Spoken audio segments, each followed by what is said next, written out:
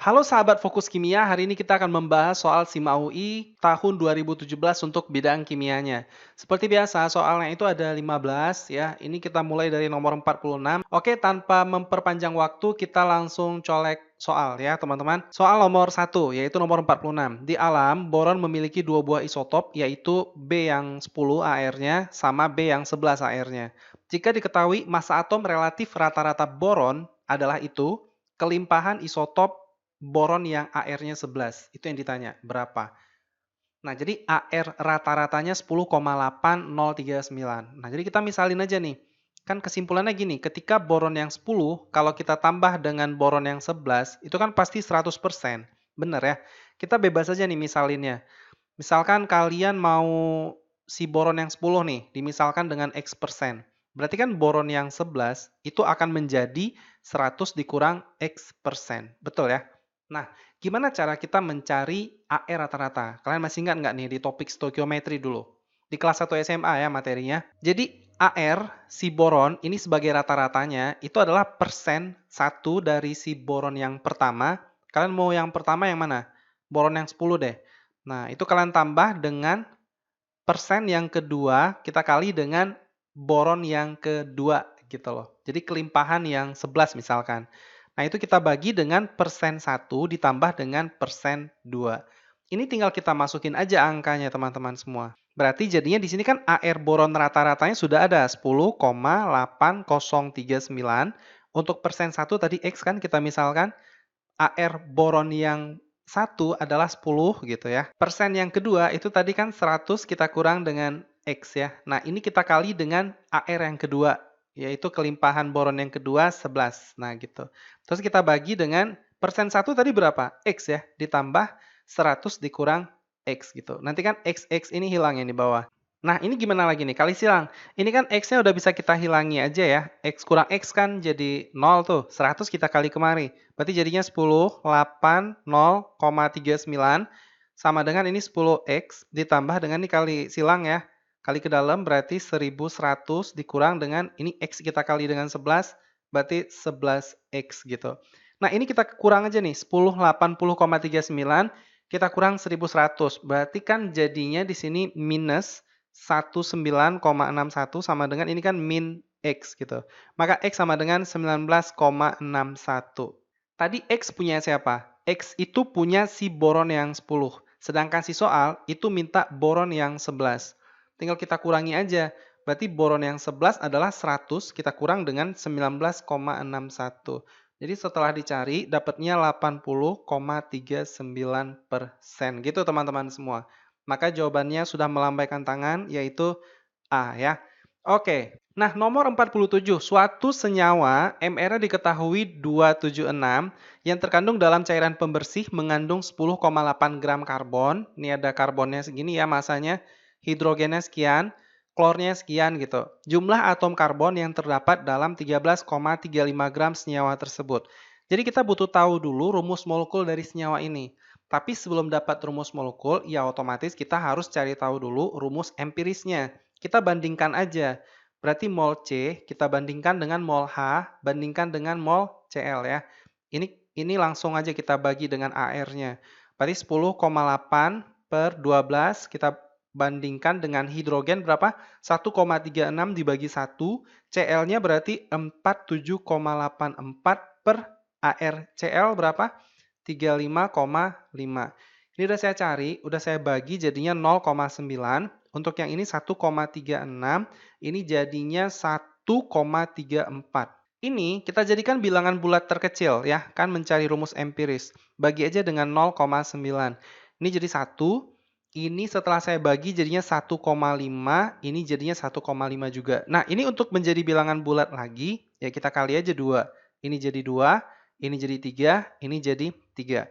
Maka rumus empirisnya adalah C2H3, Cl-nya yaitu 3, teman-teman. MR-nya udah diketahui di soal. Paling atas tuh, MR-nya kan 267. Kita buktikan rumus empiris ini, MR-nya itu berapa gitu ya. Berarti ini MR sama dengan C berapa? C berarti kan 12 kali 2 berarti 24 ya. Ditambah H itu 1 kali 3, 3. Cl itu 35,5 dikali 3. Berarti jadinya berapa? Jadinya berarti 106,5 gitu. Nah, ini kita jumlah aja. Setelah dijumlah dapatnya 133,5 gitu. Betul ya semua? Oke, sudah betul. Ternyata nilai MR dari rumus empiris ini adalah 2 kali dari 267. Jadi kebayang ya maksudnya? Berarti kan gini, saya ganti tinta deh. Nah, jadi kan gini, MR rumus empiris ya, itu kita kalikan N sama dengan MR rumus molekul. Tadi kan empirisnya 133,5 kali N, molekulnya kan di atas tuh udah ada 267. Berarti kan N-nya itu adalah 2. Maka kesimpulannya apa? Rumus molekulnya itu 2 kalinya. Berarti C4 hanya 6, Cl-nya itu adalah 6. Begitu. Terus yang ditanya apa? Jumlah atom karbon. Berarti kan Jp-nya tuh. Kita cari dulu mol si rumus Rm ini teman-teman semuanya. Berarti gimana? Mol dari C4H6Cl6 sama dengan massa itu kita bagi dengan Mr ya. Massanya berapa? 13,35, Mr-nya tadi 267 gitu. Berarti berapa nih molnya? Setelah saya cari, dapatnya itu 0,05 mol. Itu untuk si senyawa ini. Kita cari mol si C-nya. Kali aja indeksnya kan ada 4 tuh. Berarti 4 dikali 0,05. Jadinya 0,2 mol. Sudah dapat mol C-nya. Sekarang cari jumlah partikel dari C. Maka gimana?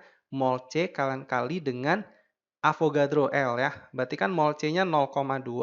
Avogadro itu kan 6,02 kali 10 pangkat 23. Maka jawaban yang paling mungkin adalah D, teman-teman. Kenapa D? Karena di sini kan 0,2-nya dibuat menjadi 2. Berarti 10 min 1 langsung dikali ke 10 pangkat 23. Maka akan berkurang, pangkatnya jadi 22. Maka jawabannya D. Gimana? Bisa ya? Oke, soal selanjutnya. H2SO4 dapat dibuat melalui reaksi berikut ini. Ini reaksinya belum setara. Kita setarain dulu yuk. Ayo dong ya. SO2 ditambah dengan O2 ditambah dengan H2O itu menjadi H2SO4. Kita setarakan dulu. S-nya sudah setara, H-nya sudah setara. Yang belum setara O-nya. Di sebelah kanan ada 4, di sebelah kiri ini ada 5. Berarti di sini setengah gitu ya. Ini reaksi pembatas loh, karena kan ketiga komponen reaksi ini diketahui masanya sehingga kita bisa ubah menjadi mol. Jadi nanti kan pakai analisis mula-mula reaksi sisa ya begitu. Ini kita coret. Tapi kita butuh dulu data mol awal dari semua reaksinya. Bagaimana caranya? Seperti biasa ya. Kita cari mol SO2 dulu. Berarti masanya kan 400 tuh. MR udah saya cari. 32 ditambah 32 berarti 64. Maka molnya itu adalah 6,25 mol ya.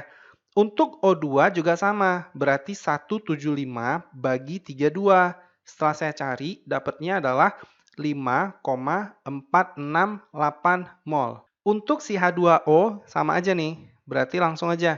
125 kita bagi 18. Nah, itu dapatnya 6,944 mol. Nah, ini kita tinggal masukin aja ke dalam analisa tadi ya. Berarti di sini 6,25, di sini 5,468, di sini 6,944. Ini nggak saya tulis lagi molnya ya, takutnya nggak muat gitu. Nah, kita harus tebak siapa yang habis bereaksi. Caranya gimana? Kita bagi dengan koefisien reaksinya gitu. Jadi kalau yang SO2 pasti sama aja, 6,25 juga setelah kita bagi koefisiennya. Kan satu nih. Kalau O2 kita bagi setengah, berarti kan dikali jadinya nanti. Maka ini 10,936. Ini 1 ya, koefisiennya setelah dibagi sama aja 44. Nah, yang paling kecil adalah reaksi pembatas. Berarti siapa yang paling kecil? Ini ya. Berarti dialah yang kita sebut reaksi pembatas gitu. Nah, kalau reaksi pembatas, sisanya harus 0. Supaya 0 ini harus 6,25, kan begitu? Ini kita kali silang, saya udah cari, dapatnya itu 3,125 ya. Kali silang ya, 6,25 kali setengah bagi 1. Ini sisanya itu 2,343. Ini berarti 6,25, ini 6,25. 6,25, maka sisa di H2O-nya itu adalah 0,694. Apa sih yang ditanya di soal? Massa H2O yang tersisa. Langsung aja ya, kita colek nih. Berarti massa H2O sama dengan mol dikali MR gitu. Molnya yang sisanya 0,694 kita kali MR-nya 18. Setelah saya cari, itu dapatnya 12,492 gram. Nah, kita ambil yang paling mendekati ya teman-teman. Jadi jawabannya itu banyak yang nggak pas-pas begitu. Apakah mungkin memang angkanya dibuat sedemikian hingga supaya kalian pusing gitu ya. Oke, maka jawabannya sudah mengintai kita ya. Berarti E. Oke. Oke, soal nomor 49. Perhatikan data entalpi beberapa reaksi berikut. Ini udah ada datanya 3 buah yang ditanya harga entalpi pembentukan KClO3.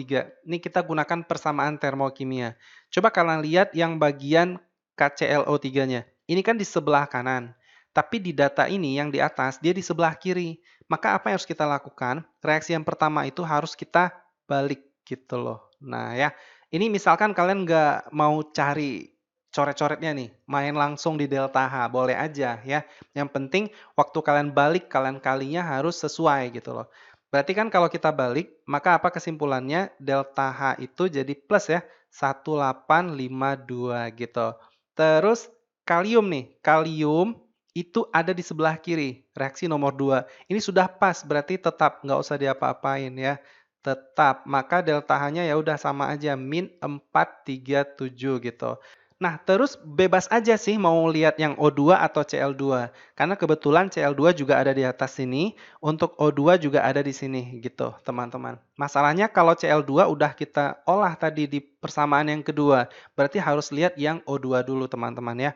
Nah, O2 di reaksi yang nomor 3. Nah, di sini reaksi yang nomor 3 koefisien O2-nya setengah, tapi yang dimau di soal itu 3/2. Maka reaksi yang nomor 3 ini harus kita kali dengan 3 gitu ya.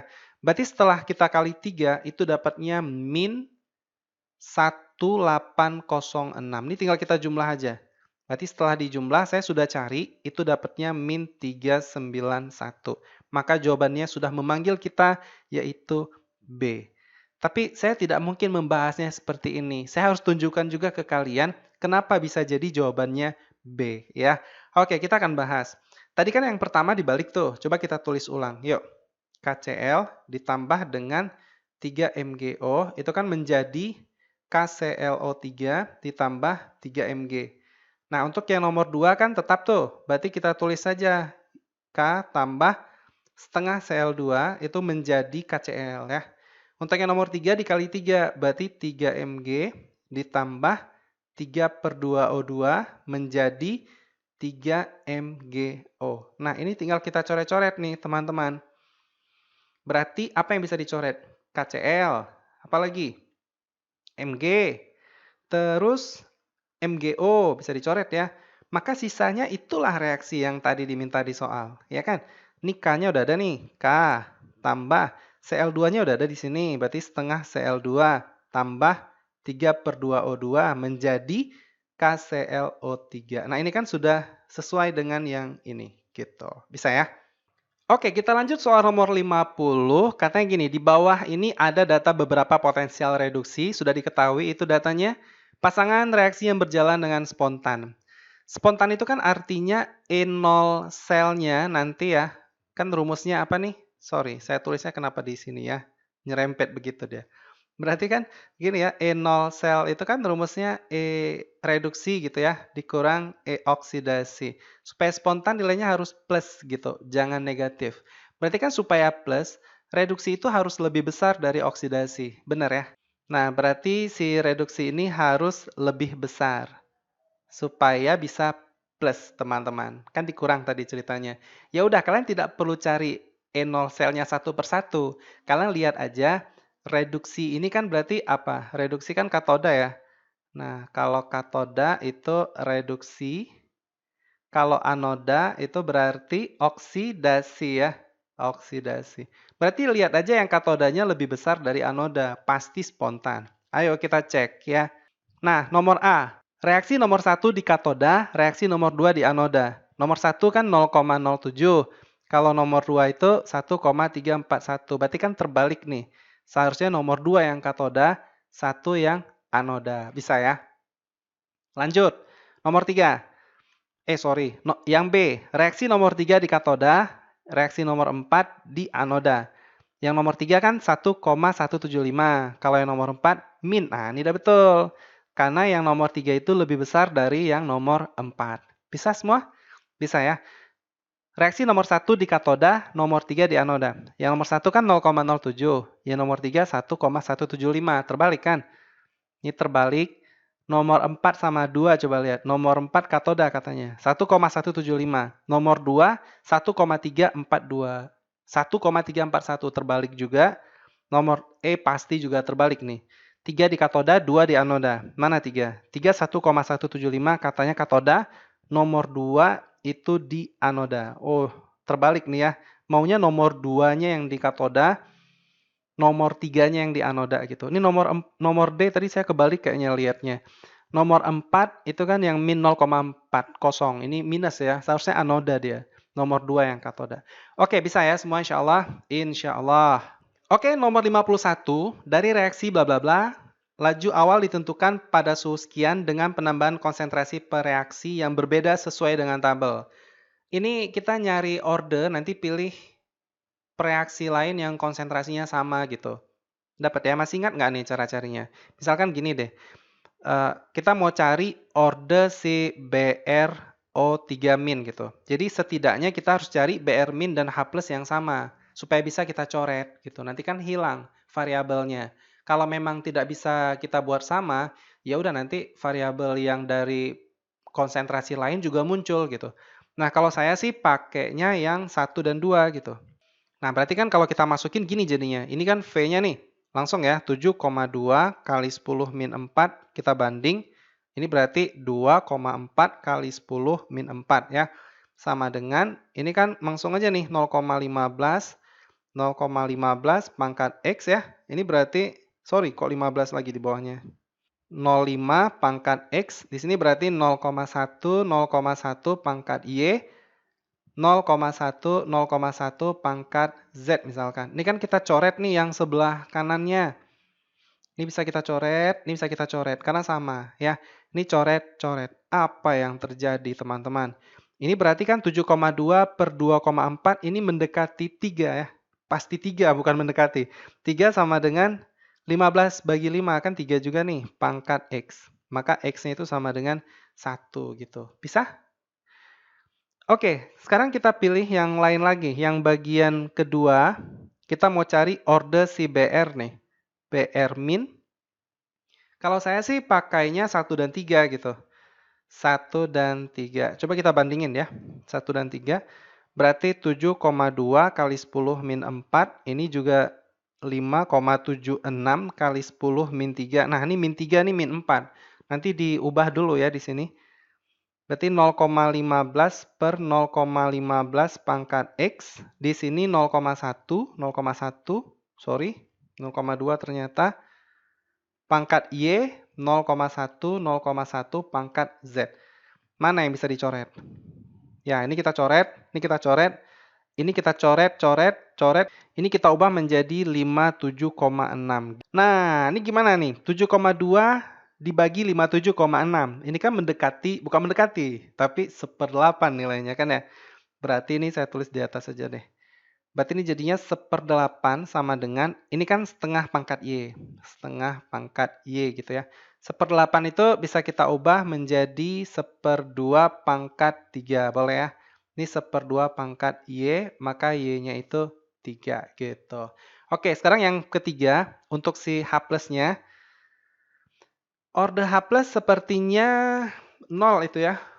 Ya, 0 karena sudah saya cari ya.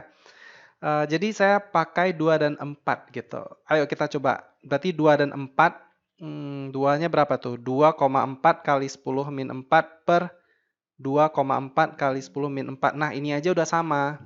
Berarti kan kalau udah sama bagian sini nanti 1 jadinya. Berarti ini 0,05 bagi 0,05 pangkat X. 0,1 per 0,1 pangkat Y, apalagi 0,1, 0,2 pangkat Z.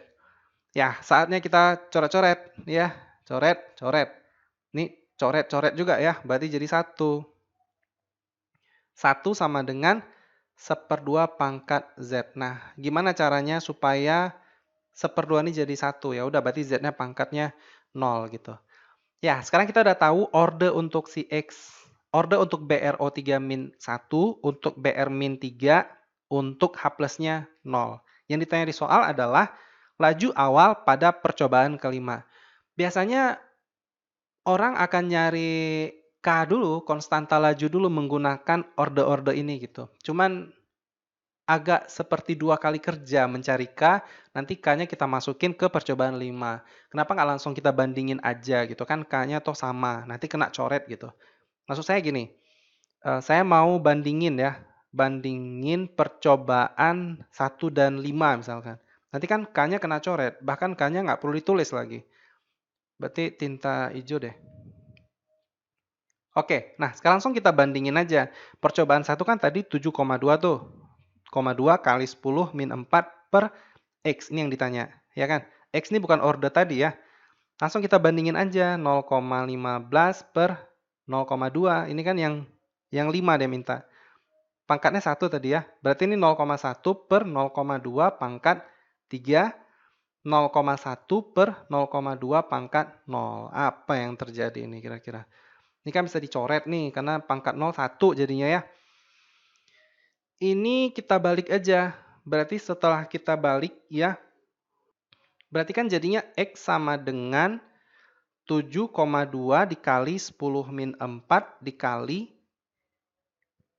ini kan 15/20, boleh nggak saya buat gini? Nah, 15/20 kali silang ya, kali 20. Ini 1/2 pangkat 3, berarti kan 1/8 jadinya ya. Berarti ini 15-nya masih ada sisanya tadi.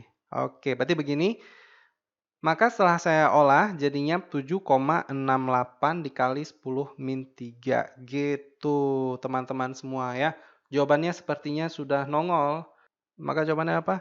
B ya jawabannya. Oke, Mahakarya ya. Sip, bisa ya semua? Lanjut. Oke, soal nomor 52. Larutan yang mengandung 18 gram glukosa dalam 500 gram air ditambahkan ke dalam 5,55 gram CCl2 dalam 100 gram air. Ini sifat koligatif larutan. Setelah kedua larutan dicampur dan diaduk, perubahan titik beku campuran larutan tersebut adalah gitu. Jadi penurunan titik beku. Jadi kalau misalkan penurunan titik beku itu apa sih rumusnya? Ada yang ingat nih? Itu kan rumusnya gini, delta TF sama dengan KF dikali M gitu ya. Nanti kalau elektrolit pakai I gitu.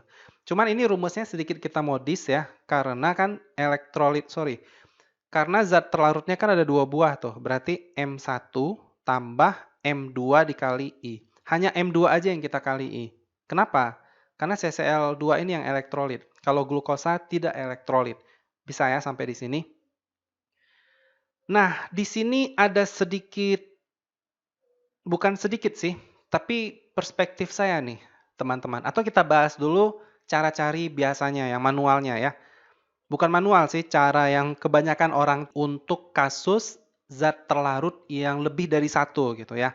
Oke, ini kan KF-nya sudah ada tuh, 1,86. Molalitas yang pertama berarti kan 18 tuh. 18 kita bagi, molalitas apa rumusnya? Mungkin ada yang lupa nih. Molalitas itu kan gram per mr, kita kali 1000 per P ya. Di mana yang bagian gram per mr ini punyanya si terlarut gitu. Jangan lupa-lupa lagi. Untuk yang P ini pelarut ya. Pelarut. Oke. Ini harus dalam gram teman-teman ya. Ini juga sama gram per mr gitu. Oke, kita lanjut lagi. Nah, glukosa C6H12O6 itu mR-nya 180 ya. Nanti kalian bisa cari aja di rumah.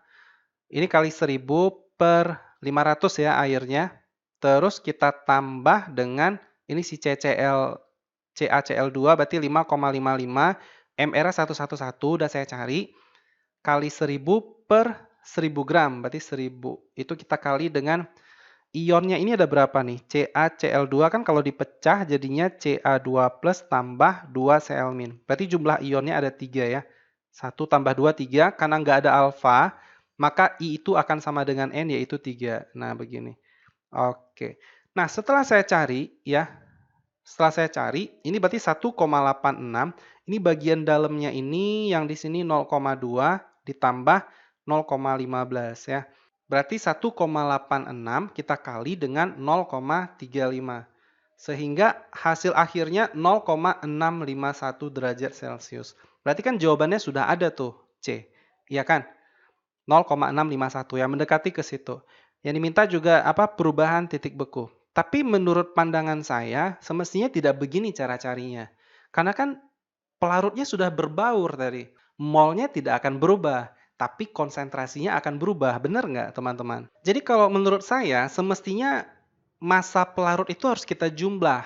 Karena setelah mereka dicampur, seperti yang saya cerita tadi, mol nggak berubah. Konsentrasinya pasti berubah, ya kan? Jadi semestinya, ini pandangan saya ya, saya tulis yang besar gitu. Pandangan saya. Jadi saya memandang kalian ya. Oke, berarti kan delta TF sama dengan KF-nya 1,86. Nah, di sini sama masih 18/180 kali 1000 di sini kan seharusnya 1500. Benar nggak kalau kita berpikir? Kan biasanya kalau sudah bercampur, konsentrasi per volume total. Ini kan karena molalitas, berarti massa pelarut total, kan gitu.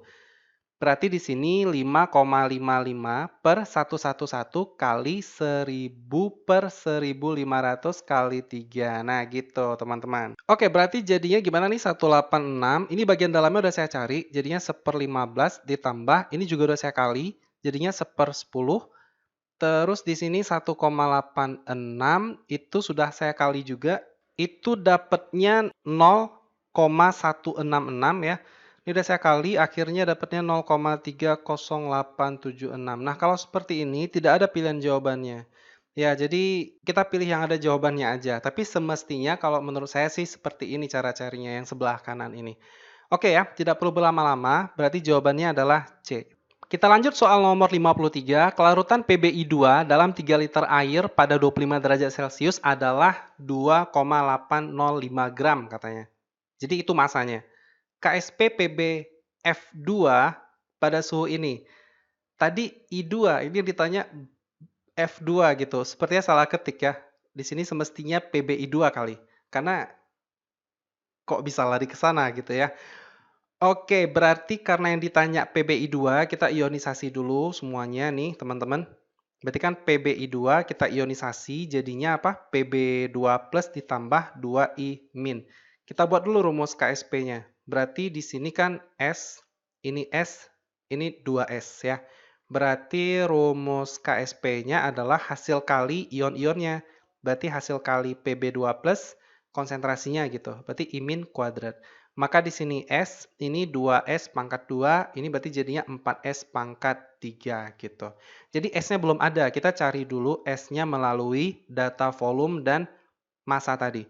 Berarti gimana cari S? S itu kan sama aja dengan molaritas ya.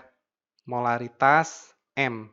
Nah, maka rumusnya udah pasti gram per mR atau massa per mR dikali 1000 per V. Volumenya dalam mili ya di sini kalau gunakan rumus ini. Nah, massanya udah ada 2,805. Untuk MR-nya udah saya cari kebetulan biar cepet. 461 dikali 1000 per V-nya dalam mili. Berarti berapa? 3000 ya. Ini udah saya cari juga, dapatnya 2,0281 kali 10 min 3. Nah, ini tinggal kita masukin aja ke rumus KSP-nya. Berarti KSP sama dengan 4, 2,0281 kali 10 min 3 pangkat 3. Setelah saya cari, dapatnya 3,337 kali 10 min 8. Nah, jawabannya itu yang paling mendekati adalah C. Kenapa di sini dia 3,2? Mungkin kali aja di sini dia ambilnya 2. Jadi 0,281-nya nggak dipakai lagi. Itu nggak masalah, yang penting mendekati ya teman-teman. Yang salah itu kalau di sini 3,337, terus kalian dapatnya 9,337, itu baru salah. Ya. Oke, kita lanjut nomor 9 ya. Paracetamol atau acetaminophen adalah obat analgesik dan antipiretik yang populer dan digunakan untuk menghilangkan sakit kepala bla bla bla bla bla. Jumlah isomer optis aktif. Apa itu isomer optis aktif? Optis aktif dulu deh. Ini kan sama aja dengan bahasa pusat kiral gitu ya. Pusat kiral biasanya untuk atom karbon gitu. Nah, ini atom C yang mengikat 4 substituen ya. Stituen itu harus berbeda. Nah, contohnya begini misalkan. Ini misalkan C, di sini ngikat F di sini Cl, di sini CH3 gitu, di bawahnya OH. Berarti kan C-nya mengikat 4 substituen berbeda. Ya, F kan beda dengan Cl, beda dengan CH3, beda dengan OH. Berarti artinya ini adalah pusat kiralnya gitu. Kalau dari senyawa ini tidak ada pusat kiralnya. Karena di sini kan yang bagian OH ini juga, ini kan 3 buah ya tangannya gitu. Sedangkan kita maunya 4 tadi. Di bagian C yang ini juga tangannya kan ada 3 nih. Jadi walaupun di sebelah kiri NH, di bawah ada ikatan rangkap, ini kan terhitung satu domain ya. O, di sini CH3. Berarti ini tidak ada pusat kiralnya. Nah, jadi senyawa ini tidak ada pusat kiralnya. Sehingga kalau tidak ada pusat kiral, nggak mungkin ada isomer optis. Maka jawabannya udah pasti A ya, teman-teman semuanya. Oke, kita lanjut. Nomor 55. Energi yang terlibat pada reaksi Na menjadi Na plus tambah elektron. Ini kan sekilas terlihat seperti energi ionisasi. Tapi fasanya juga harus kalian lihat. Berarti kalau dari solid menuju gas, itu kan artinya menyublim gitu. Nah, menyublim. Berarti jawabannya energi sublimasi benar, tapi afinitas salah. Ini kan bukan menangkap elektron atau menerima elektron, tapi melepas elektron. Jadi seharusnya di sini energi ionisasi ya. Energi ionisasi. Ini salah dia. Terus sebabnya, afinitas elektron adalah energi minimum yang diperlukan. Afinitas sepertinya cenderung melepas gitu, nggak menangkap. Memang ada yang menangkap ya. Nah, kalau kita lihat dari data ini ya, sedikit, ini kan definisi dari afinitas elektron itu atom atau molekul yang didefinisikan sebagai rilis energi ya, atau melepas energi ketika elektron attach to neutral atom or molekul, berarti menangkap elektron terhadap atom yang netral atau molekul pada fasa gas gitu. Untuk membentuk ion negatif ya. Memang secara umum untuk afinitas elektron itu melepas energi prosesnya teman-teman. Tapi kan di sini ada juga yang positif untuk nitrogen. Itu karena kestabilan setengah penuh orbital P-nya. Terus yang di bagian Be dan Mg kan juga penuh total orbital S. Tapi secara umum semuanya itu melepas elektron. Kecuali gas mulia kan tidak memiliki afinitas elektron. Gitu teman-teman. Nah, jadi untuk yang tadi, afinitas elektron adalah energi minimum yang diperlukan, itu salah. Semestinya bukan diperlukan ya, tapi dilepas, teman-teman. Nah, dilepas. Dilepas untuk menerima satu elektron ya, bukan melepas lagi, menerima satu elektron. Mungkin ini dia mendefinisikan energi ionisasi kali dari atom netral dalam wujud gas. Oke, berarti yang di atas salah, yang di bawah juga salah. Salah-salah, maka jawabannya udah pasti E. Oke, nomor 56. Sebanyak 0,3 atm gas hidrogen dan 0,5 atm gas I2 bereaksi pada kondisi tertentu sehingga pada saat kesetimbangan tercapai diperoleh tekanan gas HI sebesar 0,2 atm. Kita buat dulu reaksinya ya. Berarti H2 ini fasa gas ya, ditambah dengan I2 gas. Kita ikutin aja mau soal. Ini menjadi 2HI, fasanya juga gas. Kita buat analisisnya nih. Berarti mula-mula reaksi setimbang. Nah, data-datanya kita masukin aja. 0,3 atm. Terus I2-nya juga 0,5 atm ya.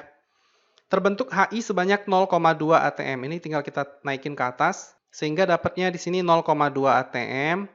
Ini 0,1 atm ya. Karena kan koefisien HI-nya 2. Ini 0,1 atm. Ini jadinya 0,2 atm gitu. Ini 0,4 atm gitu. Apa sih yang ditanya di soal? Pada kondisi tersebut harga Kc 0,5. Ini kan kita bisa cari Kp dulu. Kenapa Kp? Kan dalam gas ya. Berarti Kp dulu yang kalian cari. Maka PHI dipangkatkan 2 dibagi dengan PH2 dikali dengan PI2. Berarti di sini jadinya berapa? 0,2 pangkat 2 bagi 0,2 kali 0,4. Ini kan bisa kita coret aja nih pangkat ini dengan 0,2. Karena sama. Berarti 0,2 per 0,4 berarti setengah. Maka 0,5. Kan KC-nya nih ditanya. Kita hubungkan aja dengan rumus yang KC-KP. Yang gini. KP itu kan sama dengan KC RT pangkat delta N. Di sini kan delta N-nya pasti 0 ya. Karena kan koefisien kiri kanannya sama. Berarti delta N sama dengan 0. Kalau sudah 0, maka kesimpulannya Kp akan sama dengan Kc. Maka 0,5 ini benar. sebabnya pun juga benar. Nah, berarti sudah benar-benar nyambung kan ya? Maka jawabannya pasti A. Oke, nomor 57. HC2O4- pKa-nya diketahui 1,25. Merupakan basa yang lebih lemah dibandingkan dengan C6H5O- ini ya. Ini kan dari fenol. pKa-nya katanya 10. Jadi gini, ada asam oksalat H2C2O4. Itu pKa-nya diketahui 1,25. Terus ada fenol C6H5OH. Nah, ini diketahui juga pKa-nya 10. Berarti mana yang paling asam? Pasti yang oksalat. Kan semakin kecil Ka, berarti H plusnya makin besar. Maka ini lebih asam dibandingkan yang di bawah. Nah, gitu. Berarti kalau dia lebih asam, maka konjugatnya akan lemah. Benar nggak? Jadi kalau asamnya kuat, konjugatnya itu basa konjugatnya lemah. Kalau asamnya lemah, maka basa konjugatnya kuat. Menurut teori Bronsted-Lowry. Nah, berarti nanti ini di sini kan basa konjugasi lemah gitu ya. Nah, ini karena pKa-nya 10, asamnya lemah, maka basa konjugasinya pasti kuat. Nah, gitu. Konjugasi kuat. Lebih kuat dari asam oksalat, H2C2O4. Kalau kita lihat statement di atas, berarti benar kan ya? HC2O4- merupakan basa yang lemah dibandingkan C6H5O-. Kan betul tadi. H2C2O4 ini kan basa konjugasi yang lemah. Kalau C2H5OH adalah basa konjugasi yang kuat. Maka ini benar. Nyambung loh keduanya. Maka kalau sudah nyambung, maka jawabannya pasti A ya. Kan sebabnya keasaman H2C2O4 lebih kuat dari si fenol. Karena lebih kuat ya otomatis H2C2O4 memiliki basa konjugasi yang lebih lemah dibandingkan basa konjugasi dari fenol. Oke, kita lanjut soal nomor 58. Aluminium trifluorida merupakan padatan ionik dengan titik didih 1261 derajat Celcius dan memiliki kelarutan 0,67 gram per 1000 ml air pada 20 derajat Celcius. Padatan ini juga dapat bertindak sebagai asam Lewis. Jadi kuncinya ini, asam Lewis ya. Pernyataan yang benar berikut ini adalah gitu. Soal nomor 1. Pernyataan nomor 1 maksudnya. AlF3 dapat dihasilkan dari reaksi antara AlOH3 dengan HF. Itu betul ya. Kan tinggal kita reaksikan aja nih. AlOH3 itu ditambah dengan HF itu akan menghasilkan AlF3 ditambah H2O. Ini kan reaksi asam basa ya. Berarti di sini apa nih? F-nya itu ada 3. Berarti di sini 3, maka H2O-nya juga 3 ya. Karena O-nya 3 di sebelah kiri. Maka pernyataan 1 benar biasa 3 juga benar. Coba kita lihat nomor 3-nya. Kelarutan AlF3 meningkat dalam larutan yang mengandung NaF. Ini kalian jangan salah. Nanti jangan kalian berpikir bahwa penambahan ion sejenis memperkecil kelarutan. Ya, ini agak beda sedikit konsepnya. Nah, jadi kan AlF3 itu kan kalau terurai ya, ini menjadi Al3 plus ditambah 3F- gitu. Terus ditambah dengan NaF. Nah, NaF berarti di sini kalau terurai menjadi Na plus ditambah F-. Ini jangan langsung kalian vonis penambahan ion sejenis memperkecil kelarutan, konsep KSP, jangan begitu. Jadi tadi ada statement di atas kalau padatan ini juga dapat bertindak sebagai asam Lewis. Jadi ketimbang dia terionisasi di dalam larutannya, mending dia menangkap F- untuk membentuk reaksi asam basa gitu loh. Jadi maksud saya gini, si AlF3 ini dia malah menangkap si F-nya menjadi kompleks ya. Kompleks gini bentuknya, AlF4- gitu teman-teman ya. Nah, berarti logikanya apa nih? Kalau misalkan dia membentuk kompleks AlF4-, maka kelarutannya itu bukannya malah menurun, tapi meningkat, benar nggak? Karena kan AlF3-nya bereaksi terus dengan si F-. Jadi F- ini menyuplai untuk reaksi terhadap si AlF3. Maka ini akan terus terbentuk. Berarti ini juga benar, meningkat. Ya hati-hati sekali ya. Clue-nya udah dikasih tahu di soal. Oke, terus yang bagian nomor 2-nya nih. Nomor 2-nya coba kita lihat. AlF3 juga dapat diproduksi melalui reaksi antara logam Al dengan Hf. Nah, ini kan mungkin kalian awalnya akan ragu pilih jawaban ini. Hf kan asam lemah tuh. Kira-kira mungkin nggak ya bereaksi dengan si ini? Al membentuk AlF3? Ya, terbentuk gitu. Ini kalau logam ditambah asam menghasilkan garam tambah gas hidrogen. Nah, gini ya. Ini kalau kita setarakan gimana nih? 2, 2, di sini berarti 6, ini 3. Nah, ini gas. Ini terbentuk loh. Saya coba riset kecil, saya cari informasinya. Nah, ini ada videonya, nanti kalian klik aja video ini ya. Saya nggak berani klik, nanti kena copyright masuk ke video YouTube ini gitu. Kalian tulis saja aluminium with hydrofluoric acid, ini reaksinya ada, memang benar-benar bereaksi gitu teman-teman. Nanti bisa kalian nonton aja di sini. Berarti nomor 2 juga benar ya. 2 benar. Nomor 4, AlF3 memiliki geometri molekul tetrahedral. Ini salah. Kenapa? Al itu kan nomor atom 13 ya. Konfigurasinya 1s2, 2s2, 2p6, 3s2, berarti di sini 3p1. Maka elektron valensinya kan 3 ya. Berarti dia mengikat F-nya 3 buah. Jadi nggak mungkin tetrahedral. Karena geometrinya di sini AX3 gitu. Berarti Al itu mengikat F ya, di sini F, di sini F. Kan 3 tadi elektron valensinya. Nggak mungkin oktet ya di sini. Maka geometrinya itu AX3. Tanpa ada elektron bebas, berarti segitiga datar ya. Segitiga planar atau datar sama aja. Nah, begitu. Jadi tidak mungkin tetrahedral. Maka jawabannya 1, 2, 3 berarti A ya. Yap, soal nomor 59, larutan yang mengandung KCl dielektrolisis menggunakan elektroda PT dengan arus sebesar 20 mA. Ini kita buang ke dalam ampere dulu, berarti jadinya 0,02A ya. Selama 48.250 detik, pernyataan yang benar di bawah ini adalah, kita buat dulu deh reaksi elektrolisisnya, biar nggak pusing ya. Berarti KCl kalau terurai jadinya K+ tambah Cl-. Ini katoda pada elektrolisis kan elektroda negatif, K+ itu tidak tereduksi dalam larutan, tapi yang tereduksi air ya. 2H2O tambah 2 elektron menjadi 2OH- tambah H2 gitu. Nah, untuk anoda, Cl-nya langsung teroksidasi. Berarti 2Cl- menjadi Cl2 ditambah 2 elektron. Apa sih informasi yang diberikan di soal? Arusnya 0,02 ampere, waktunya segini. Pernyataan yang benar di bawah ini adalah pernyataan pertama, katanya ion Cl- mengalami reduksi. Salah ya. Cl- itu oksidasi di anoda, bukan tereduksi. Air mengalami oksidasi, ini terbalik nih ya. Seharusnya air itu mengalami reduksi kan di katoda tadi.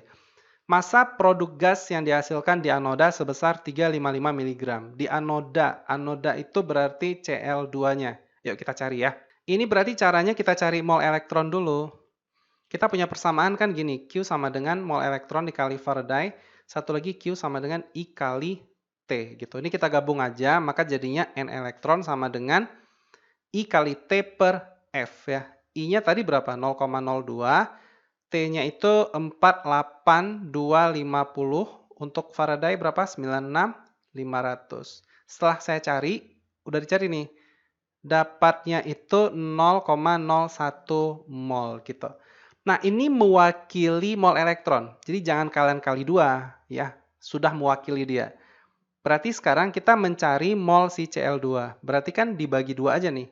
Koefisien elektron 2, untuk Cl2 kan koefisiennya 1. Berarti setengah dikali 0,01, berarti jadinya 0,005 mol. Tinggal kita cari massa. Berarti di sini ya, saya tandain dulu deh. Massa si Cl2 sama dengan mol dikali Mr. Molnya 0,005, Mr si Cl2 kan 71 tuh. Berarti kalau kita kali, itu dapatnya 0,355 gram gitu. Atau ini jadinya 355 miligram. Maka jawaban nomor 2 itu betul ya. Kan di anoda tadi. Sekarang coba kita cari yang bagian katodanya untuk membuktikan pilihan jawaban yang nomor 4. Ntar ganti tinta dulu. Berarti mol hidrogen, kan di katoda itu H2 ya gasnya. Nah, hidrogen berarti setengah dikali 0,01 juga. Sama ya, kan di sini elektronnya koefisiennya 2, untuk H2 itu 1. Berarti ini jadinya berapa? 0,005 mol. Oke, ini sama aja. Berarti di sini massa H2 sama dengan mol kali Mr. Berarti molnya kan 0,005, Mr-nya 2, berarti 0,01 gram ya. Atau kalau dalam mili jadinya 10 mg. Oke, jawabannya benar. 2 dan 4 berarti C. Ya, soal nomor terakhir akhirnya ya. Kita akhiri juga majelis ini. Diketahui beberapa reaksi kimia berikut ini. Nah, ini coba kalian lihat. Ini kan tidak ada kata rangkap. Tiba-tiba ada kata rangkap. Itu reaksi apa namanya? Eliminasi kan? eliminasi. Terus untuk yang ini, Cl-nya diganti dengan NH2. Cl ketukar gitu. Berarti substitusi. Substitusi. Nah, yang sebelah kiri ada kata rangkap, sebelah kanan nggak ada. Berarti kan adisi gitu. Nah, ternyata di sini dibuat kalian pusing lagi nih jawabannya. Reaksi nomor 1, reaksi adisi itu salah ya. Satu tuh mana mungkin adisi. Reaksi nomor 1 merupakan reaksi dehidrasi. Ini kita tahan dulu ya. Nanti saya jelasin dehidrasi itu kayak gimana. Nomor 3 katanya merupakan reaksi eliminasi. Ini salah. Reaksi nomor 2 merupakan reaksi substitusi. Ini benar. Kalau kalian tidak jeli, kalian akan pilih 4 saja.